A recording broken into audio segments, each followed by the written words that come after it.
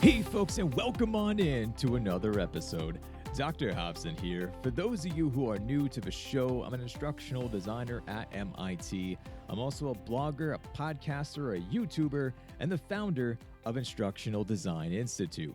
My purpose is to help you make the online learning experience meaningful for you and for your students. And the more I've been talking to you, the more I'm realizing that I'm here to also help you find meaning in your work as well. Whether this means rejuvenating a passion perhaps you lost along the way, or just trying to help you break into the instructional design field because this is all so new to you. Today's topic is all about how and why instructional designers need to use LinkedIn. I keep hearing from IDs about how they are on LinkedIn, but they aren't taking full advantage of what this platform really has to offer. It is very different if you are saying that you are on a platform compared to saying something like you are fully using a platform. And yes, I just did air quotes. I know you can't see me, but, but that's what I'm currently doing as I'm recording this. So in my opinion, LinkedIn is one of the reasons of how I became an ID in the first place. And I know that this platform can help you too if you use it correctly. So before we go into this, let me tell you the story of just how this all happened. Years ago, I received some puzzling career advice that completely changed the trajectory of my life. Back in 2016, I couldn't seem to break into the instructional design field. I was knocking on the door, but I couldn't get in. And at the same time, I was working at a university with a perplexing title called Creative Resources Manager. This meant that I developed the resources and online learning communities for the academic support team for around 60,000 students at the time. And while I loved many aspects of my role, I wanted to become an instructional designer. Something about this job title fascinated me with being able to design a student's education. I mean, how cool is that? So I spoke with several colleagues about how they became IDs, and they all kept giving me this same type of wonderful advice. However, it wasn't until I had two conversations in particular that I couldn't get out of my head. These were from two colleagues who I greatly respected and still do to this day, and they told me about the power of leaving my comfort zone to grow. While I always knew about this from a mental perspective of trying to increase my skill set, they meant it as physically leaving my comfortable bubble at the university I've always known and to really think about my career. Don't just think about the next job or the next year, they said. Think about where you want to be in 5 years and go do that now. Now, this was different. This was something that I was almost dumbfounded from hearing about this. And I just sat there for the longest time like, okay, what do I do? Like, well, it's time to go take action. And what I did first, luckily for me, is that I decided to go and revise my old LinkedIn profile. I updated my bio, my education, the skill set, my preferences, and really everything you could possibly think of. I figured that a potential employer would probably try to find me on LinkedIn to learn more about me. What I didn't realize was just how powerful LinkedIn could truly be. You see, I decided to apply to jobs with a new button at the time called Apply with LinkedIn. This button pulled my information and auto-populated the fields on the job application, which honestly saved me quite a bit of time. What I didn't expect, though, was that any of my existing connections on LinkedIn would appear after I submitted my application. While scouring the LinkedIn jobs page, I found an instructional design job one day at Northeastern University. The job seemed to match my skill set pretty well, and I eagerly applied with this new LinkedIn button. To my amazement, a former colleague of mine at SNHU worked there, and better yet, the ID role was even in her department. I immediately reached out to her just to learn everything I possibly could about Northeastern before my potential interview. And I was asking questions about what the switch was like from transitioning from one university to another because I had never known a different university at the time. I asked about culture and leadership and decision making and all these different things. And with this connection, I gained a competitive edge. And I knew I would at least have a shot at an interview. Maybe just get my foot in the door and to give it a try. And long story short, I made a good enough impression in my interviews to be able to be offered the job.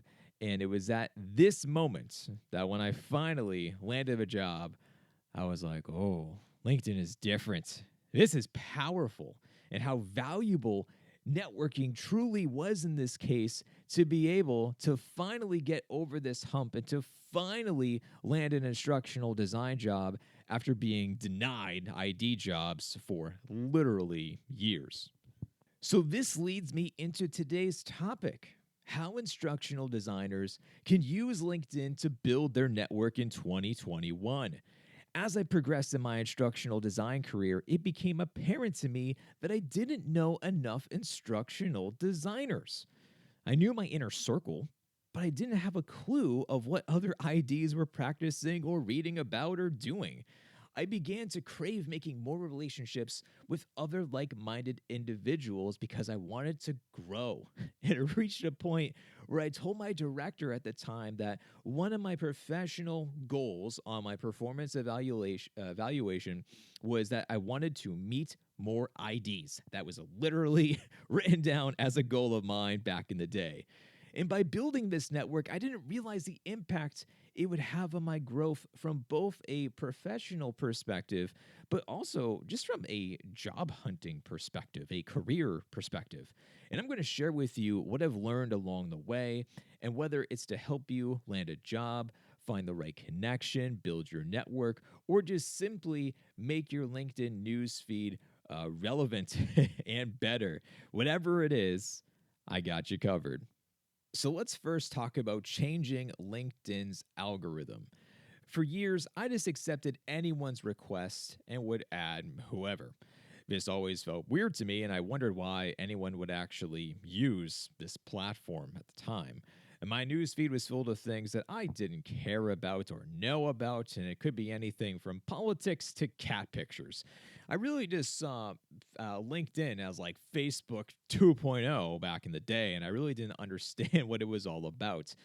And then finally, one day, LinkedIn threw me a bone with recommending that I start to add other instructional designers at my own university. And after connecting with a few of them, the algorithm slowly started to change and introduce more IDs into my recommendations section.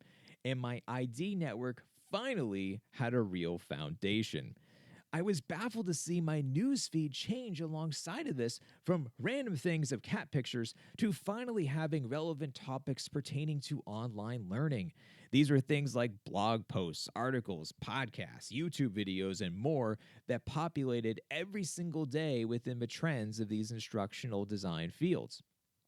And a lot of people have been asking me about how I'm staying on top of things with research, new topics, and new trends. Well, all I need to do now, because I have essentially changed the algorithm with LinkedIn by adding all of these instructional designers into my network, all I need to do now is just refresh my newsfeed and then log in, and boom, there it is. Everything is coming about that all of my connections are finding relevant, and they're talking about it in real time. And that has become a source of research for me now, which is something I never, ever thought I would say. Now, for those of you who are trying to learn more about new instructional design jobs, this next tip is for you. And what if I told you the way to find a new job isn't just through a job recruiting website, but through people? Yes, as my network grew, I started to notice this recurring trend. Instructional designers post instructional design opportunities. I would constantly see posts saying something like, "My team is hiring. I'm going to share the job posting as soon as it comes out. Message me for more details." While I was surprised at first at the number of these posts, this does make a ton of sense. They are the ones who are well aware of what's happening internally, and it's fairly common for the manager to spread the word before the general public knows. I've had many conversations with hiring managers trying to tap into my network to see if I know of qualified candidates looking for a very specific ID role. These conversations usually occur way before the job posting is even made or released. So the general public doesn't even know about this yet, but of course, the internal team does. So if you make the right connections, you're going to have a competitive edge. And maybe you're like me from back in the day, where you're just starting to build your ID network. Where do you find these fabulous instructional designers? My tip here is to join several ID groups on LinkedIn. If I click on my group section right now, there are some of them that pop up, and they are instructional designers in higher education management, EDUCAUSE, Instructional Design Central, the ID Newbies, Data Informed Learning Design, and e-learning industry. All of these are groups that I'm a part of, and I guarantee you can find them right now if you go into LinkedIn and just typed in any of those names. Now, I'm also a part of local groups for instructional designers who used to, back in the day, meet up in person when that was actually a thing. And the IDs in these groups, all of them, they're here to share, they're here to learn, they're here to grow just like you. And what you'll notice with looking at these groups too is that they're diverse, from the newbie groups to the veteran groups to the data groups to just higher education in general or corporate or e-learning industry, whatever. There is a group for every kind of instructional design topic, and it's very valuable to hear from so many perspectives. And if you are a learning nerd like me, I would welcome you to join our Facebook group. And yes, I know what this podcast episode is all about LinkedIn, but many of the awesome instructional design friends who I know and have had over the years, I've connected with a lot of them through Facebook originally. So because of that, it made a lot more sense to make a group for us inside of Facebook, and now it just kind of keeps on growing and growing, and we have like 200 members inside of there. So once again, if you are an instructional designer looking for your people, looking for your learning nerds, or you're an inspiring instructional designer and you're just trying to learn more about everything, open invitation for you right now to go in, check out the link down below in the show notes, and Matt is going to pop up the group. The other key part that you need to know when just joining groups in general is how to act inside of them. I feel like 2020 is going to be the year where human beings need to relearn social skills. Being in an online group doesn't mean that you have the right to spam blast your products all day, every day. Imagine being in a room with 50 people, and instead of starting to mingle and slowly introduce yourself to others, you picked up a megaphone and started to yell inside of it. That's what it feels like you're doing, and chances are, if you're doing this in any of these groups, you're going to be muted or blocked or, kicked out. So once again, think about these more along the lines of human skills and try to bring these back. I know that Zoom has buried us and we're trying to uncover them now, but think more back to what it was like when you used to have to do that. So my tips for these groups is just to simply comment on other people's posts. Ask thought-provoking questions, ask for advice, provide helpful recommendations and tips. If you are speaking about a topic that you are well versed in, by the way, make sure that you are a knowledgeable one within this field. But really, overall, just be kind and show a genuine interest and caring in what someone else is talking about. Now, this next tip is searching by a job title. I actually had no idea this was a feature until someone connected with me this way, and then we did some reverse engineering, and I asked, and I was like, how on earth did you find me? So I received a message one day from someone who wanted to pursue an EDD at Northeastern University. And if you go into LinkedIn and use the search bar and type in EDD Northeastern University, my profile pops up, which is interesting because my EDD, it's not from Northeastern, it's from Southern New Hampshire University.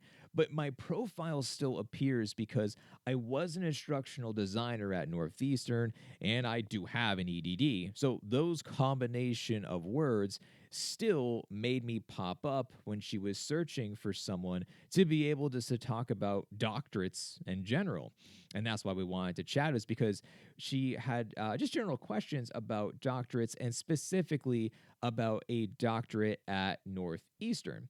So after she reached out to me, we had a great chat all about the programs, and I personally knew the designers who made Northeastern's doctoral program. So I was able to definitely speak on the details about it. I have two friends who are actually still inside of the program, so I knew from the student perspective as well too.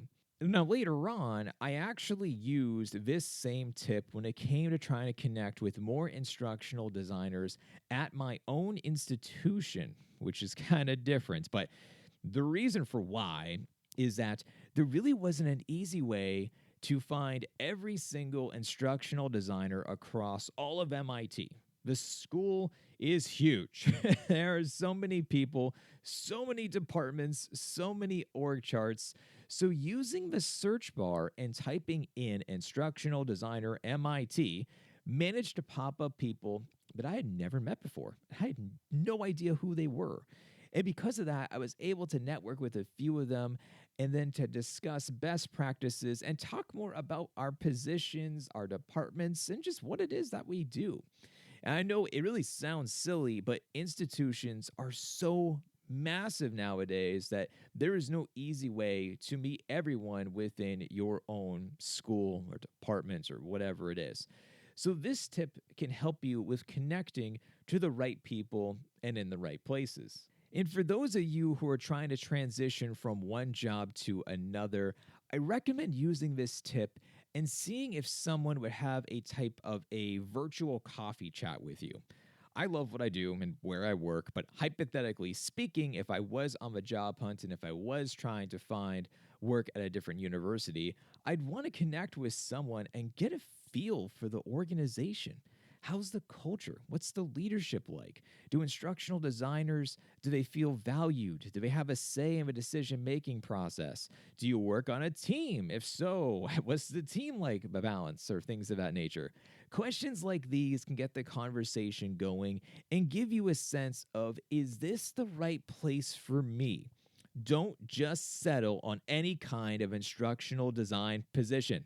I'm begging you. You keep on telling me that you're just looking for anything. And I know it's tough, it's awful out there, but you need to find the right organization and the right one that's going to value your skill set. So let's say that you've decided to use my last tip and you want to connect with a specific person. How do you do this without being weird and awkward? Honestly, it's a good question. We have all received messages from someone or people on LinkedIn, and you're like, nope, that doesn't look right. I'm not talking to you. I'm moving on. It's just like introducing yourself at a conference and you're nervous, so you accidentally fumble over your words and you really don't make the best kind of first impression. So, the key to this is to act like a genuine person. What I want to do now is to read you an example of a message that I received from a real live person that wanted to connect with me, and it didn't seem like it was a robot trying to reach out to me. And this message said, "Hey Luke, I hope this reaches you well. I'm sure you heard this phrase about 10 times this week, but really, I hope you are. I appreciate reading your articles and content posted about online learning and management. If you ever have the time, I would really appreciate a small 10 to 15 minute window of your time to connect on Zoom.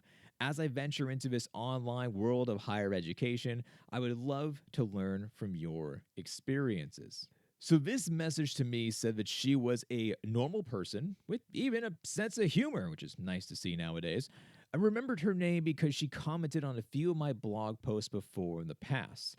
And after reading this, I wrote back to her and we scheduled a time to chat more about higher education and online learning in general. We continued to chat and talk more about her journey, and she decided that she wanted to become an instructional designer. And over time, she was applying and going through the interview process and everything. She finally found an organization she wanted to work for, and she ended up applying. She landed her dream job, and I was just thrilled, over the moon, happy for her because it was something that she worked so hard on for months to finally get to where she is today. Now, funny enough, she ended up becoming the first ever member of Instructional Design Institute, and her feedback was so vital to what it is today because I really wanted to have more of a student perspective, not just, of course, my own as the instructor and as the instructional designer, but I really wanted to hear from learners. So all of her feedback really changed the way that Instructional Design Institute was made. So think back to her message, though. She wrote to me as a genuine person, coming from the stance of just wanting to learn more. There was no sales pitch, there was no hidden intention that I picked up when I was talking with her. And just keep that in mind, keep these things in mind, but also keep in mind too that not everyone is going to respond back to you, and that's okay. Not everyone checks LinkedIn, and honestly, LinkedIn could be a full-time job if you let it. I know that I am guilty, that I still have a few unread messages in my inbox that I try to get to later on and clear up. And sometimes if it's more important, I do whatever. But I am so swamped throughout most of the work week that it's just really tough to get back to everybody. But, I try. But that's also, there's only so much time in a day. So if you do send a message over to somebody and it's left on read, or they don't read it or get back to you, you know what? Things happen. It's okay. Just keep on trying. And just remember that example I read to you just a couple of minutes ago, and think about it, that one message that's sent over to me ended up turning into a new friendship, turning into just a whole bunch of adventures of talking about instructional design. And really, once again, it's just the power of what it can be if you're using LinkedIn correctly. And my last tip for you is connecting with recruiters, consultants, and hiring managers. So far, I've talked about connecting with other instructional designers. There is, however, value in connecting with other kinds of people. Think of recruiters, consultants, and hiring managers. These people are purposefully seeking out the help of instructional designers. By connecting with these folks, you are seeing in real time the latest job postings for entire organizations or sectors. Connecting with them is also helpful as a reminder of who is hiring and for what role. I've been using the term instructional design throughout this entire podcast episode, but there are many, many jobs that can be classified into the instructional design category. And by connecting with these people, you're going to be able to see these specific jobs, and these are going to indicate to you as far as is this the right instructional design fit for you? Now, this can mean something along the lines of the ID role is more on the learning science side, or perhaps the role is more on the tech side, or maybe you are just accustomed to doing all of this. You wear several hats, and you are just, used to doing it all. So it doesn't matter. You're looking for anything inside of these topics. Now, there is one person in this field, though, who you need to connect with right now, and his name is Eric Domke. To try and help other instructional designers become more aware of the latest opportunities, I've been sharing new job postings that pop up on my feed lately. Eventually, I realized that many of these opportunities relate back to one of my connections commenting on the postings, therefore making them appear on my own feed. And that connection, as you probably guessed, is Eric. Since I've connected with him, I've seen ID postings for Netflix, Disney, Spotify, you name it, pretty much everything is out there.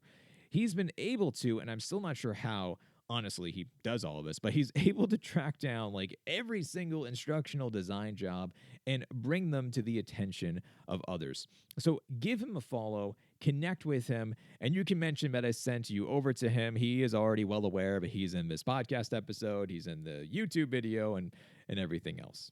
But folks, those are my tips for how and why instructional designers need to use LinkedIn. I hope these provided some practical tips for building your network with the right people. And if you want to hear more details on how to use another powerful tool called Glassdoor, you can check out the full YouTube video that goes over all of these things. And Glassdoor, if you haven't used that one before, this is the equivalent of how, think of LinkedIn is the platform for connecting with people. Glassdoor is a platform for reviewing and researching organizations and trying to find the right one for you. And this means reading anonymous reviews, looking into the research behind salary expectations, finding your own worth as an instructional designer within your own location, years of experience, organizations, backgrounds, whatnot, a number of different types of similar items. It's an incredibly useful tool. I was going to put it inside of this podcast episode, and then I realized that I would be talking to you for like an hour and a half if I did this. So there had to be some cutoff point, and maybe that will be the next episode. TBD, I don't know yet. But once again, if you go onto YouTube, if you go down into the show notes, you're going to see the link itself, and you can watch the entire video where I talk about all of these things. If you liked my babbling all about instructional design and online learning and LinkedIn and everything else we talked about today, subscribe to the mailing list. It's once again in the link in the show notes below over at drlukehobson.com. It is the absolute best way to stay up to date with the blog, the podcast, the YouTube channel, and Instructional Design Institute. Once again, join our Facebook group. I have been loving seeing and hearing from so many of you of how you found the podcast or the blog or whatever. Then you come later on, and we have a mix of amazing people from all countries and all backgrounds, and it's just absolutely just so cool to see the group really take off. If you enjoyed today's podcast episode, please give this a 5-star rating on your podcast player of choice and to leave it a review. Especially if you are listening on Apple Podcasts, please leave a review and talk about the show. That really, for whatever reason, Apple Podcasts in particular, really boosts the ratings. Still appreciate everything else, whether you're on Spotify, Stitcher, or whatever other platform that I don't even know about yet, but I am on everything. So once again, appreciate all your kind words, your feedback, your reviews, and everything else. But that, ladies and gentlemen, that is all I have for you today. Stay nerdy out there, and I'll talk to you next time.